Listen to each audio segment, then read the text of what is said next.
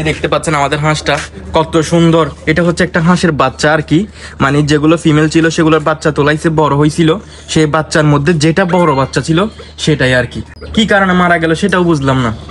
দেখেন কত বড়, দেখতেও কিরকম আফসোস লাগতেছে না? তুমি বলো, তুমি তো দেখছো মনে হয়, এটা কেমনে মারা গেছে দেখি বলো তো। এটা তো ঠান্ডা লাগেছে। হ্যাঁ ঠান্ডা লাগেছে। ঠান্ডা লাগেছে। সো হ্যালো এভরিওয়ান, আসসালামু আলাইকুম। কি অবস্থা আপনাদের? জি হ্যাঁ, তো আশা করি আপনারা সবাই ভালো আছেন। আমি এই মুহূর্তে কিন্তু ভালো নাই। কেন ভালো নাই? আমাদের হাঁস মুরগির খামার দেখতে পাচ্ছেন পিছনে, কিন্তু আমাদের দুঃখের বিষয় হচ্ছে আমরা এই মাত্র জি এটা হাঁস আর কি। তো আমি ঘুম থেকে উঠে দেখতেছি, মানে দুঃখের সংবাদ আর কি শুনতেছি, আমাদের হাঁস একটা নাকি ইন্তেকাল করেছে আর কি। তো এটা ভেবে আসলে খুবই খারাপ লাগতেছে। তো যেহেতু আপনাদের সাথে সব বিষয়ে আমি শেয়ার করি, গতকালকে একটা ভিডিও আপলোড করলাম, কত সুন্দর আমাদের হাঁসটা চাউল খাওয়াচ্ছে আমার ছোট ভাই, সেটা আপনাদের সাথে দেখাইলাম। কলা এমনি খাচ্ছে আর কি, তো সেটাও আপনাদের সাথে শেয়ার করলাম আর কি। বেশি না, কালকের ভিডিও আর কি আপনারা দেখছেন, কত হাসি খুশি হাঁসটা সবাই চাউল খাচ্ছে, কত সুন্দর করে আপনাদেরকে দেখাইলাম। কিন্তু আজকে দেখেন, মানে মৃত্যু কখন আসে এটা বলা যায় না, সেটা মানুষ হোক পশু পাখি হোক, যে কেউ হোক না কেন, ঠিক আছে? জি বলো, তুমি কিছু বলো না, শুধু নাইট নাইট করে কেন? যাই হোক, তো এখন আমি আপনাদেরকে দেখাবো আর কি আমাদের হাঁসটা। যদিও ভিডিওটা করার কোনো ইচ্ছা ছিল না, তারপরেও যেহেতু আপনাদেরকে সবসময় আমি আপডেট দিই আর কি হাঁস মুরগির, মানে কি পরিস্থিতি বা কিরকম হইলো না হইলো।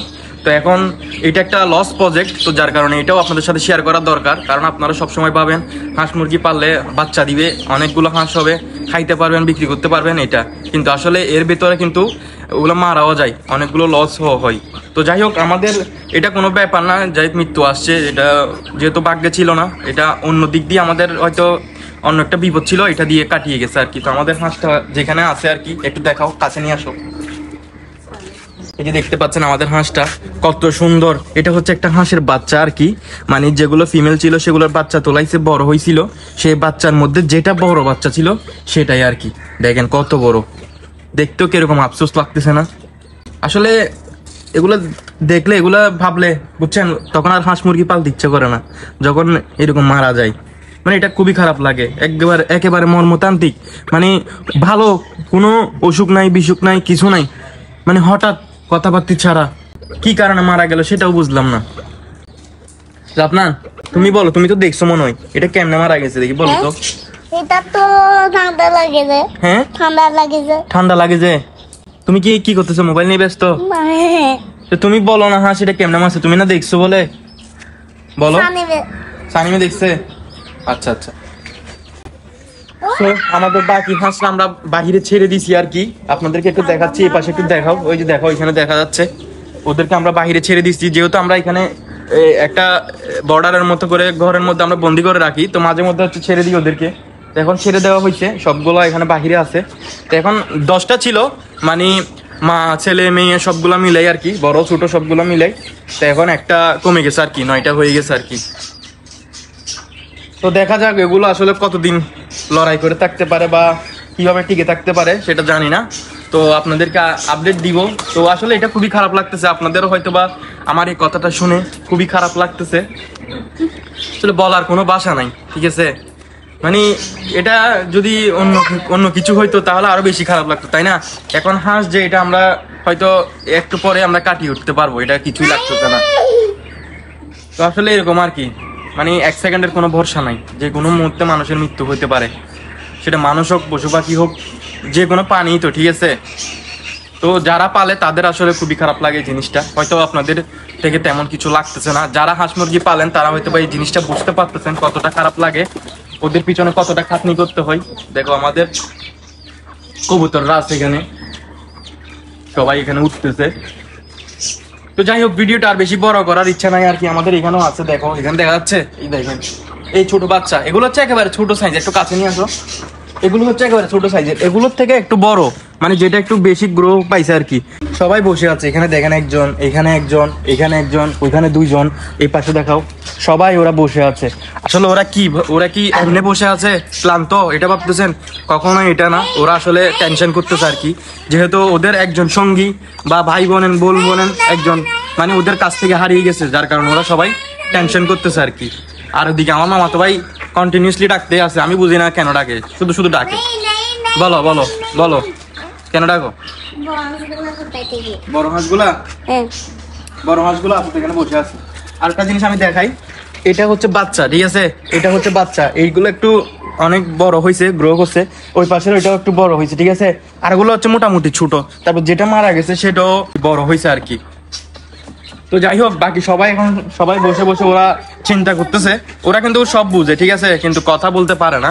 তো যার কারণে ওরা সবাই নীরবে, মানে ওর জন্য কি বলবো, মানে ভাবতেছে আর কি।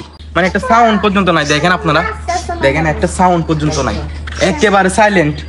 দেখছেন এরকম কখনো হাঁস বসে থাকে একেবারে সাইলেন্ট? কখন বসে থাকে? যখন তাদের মনে দুঃখ থাকে।